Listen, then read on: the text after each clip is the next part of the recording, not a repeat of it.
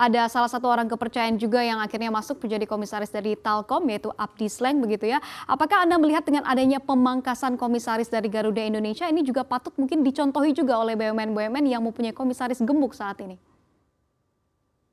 Ya, saya kira ini suatu langkah bagus ya, suatu contoh yang bagus bahwa kemudian ke depan organisasi BUMN itu memang tidak perlu menjadi gemuk di atas lah begitu ya. Yang penting kan efektivitas kerjanya. Yang penting adalah bahwa kemudian pengisian jabatan-jabatan di level Dewan Komisaris itu misalnya diisi dengan figur-figur yang memang memiliki kompetensi lah ya. Sehingga fungsi pengawasan terhadap kinerja dari eksekutif itu bisa berjalan dengan optimal begitu ya. Nah, kalau hal ini dilakukan, saya kira itu akan bagus lah. Bagaimana kemudian nanti fungsi-fungsi monitoring, pengawasan, dan advice, nasihat ya dari komisaris kepada direksi bisa berlangsung ya dengan efektif ya.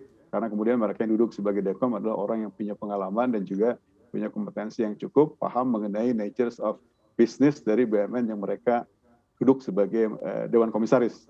Seperti itu. Baik, namun Anda sebagai pengamat dari BUMN, Pak Toto melihat seperti apa mungkin dampak dengan diletakkan atau ditempatkannya orang-orang yang mungkin tidak mempunyai background begitu ya dalam bidang tersebut ke dalam perusahaan-perusahaan BUMN kita, dan kebanyakan dari perusahaan-perusahaan BUMN ini kan adalah perusahaan publik begitu. Nah, lantas seperti apa Anda melihat dampaknya?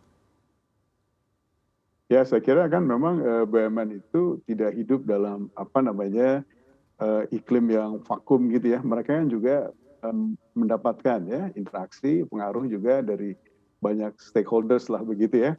Sehingga upaya-upaya untuk kemudian stakeholders memberikan pengaruh atau intervensi kan memang tidak bisa dihindarkan. Nah, jadi menurut saya sekarang adalah pilihan terhadap siapapun yang akan duduk ya, baik sebagai direksi atau komisaris BUMN itu betul-betul mestinya dalam posisi yang tepat ya. Kalau kita lihat misalnya dalam konteks pemilihan anggota direksi BUMN kan sebetulnya mereka sudah lewat mekanisme fit and proper test misalnya ya, sehingga calon-calon terbaik lah sebetulnya nanti kemudian bisa dipilih oleh Kementerian BUMN. Nah, memang untuk pemilihan Dewan Komisaris saya kira mekanisme assessment center kan memang belum sepenuhnya dipakai lah begitu ya, sehingga penempatan mereka dalam duduk ya di jajaran Dewan Komisaris BUMN kadang-kadang memang kemudian menimbulkan tanda petik kontroversi seperti itu.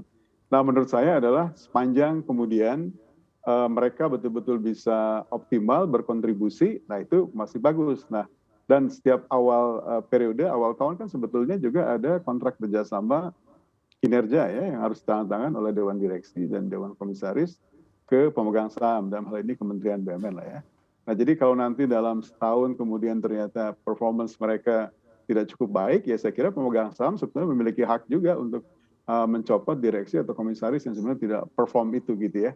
Sehingga saya kira mekanisme ini kalau dijalankan dan terbuka, begitu transparan, saya kira akan cukup membantu ya. Apakah kemudian Kementerian BUMN sudah cukup betul-betul melihat kinerja Dewan Direksi atau Dewan Komisaris dengan cukup transparan lah begitu ya, sesuai dengan kinerja mereka.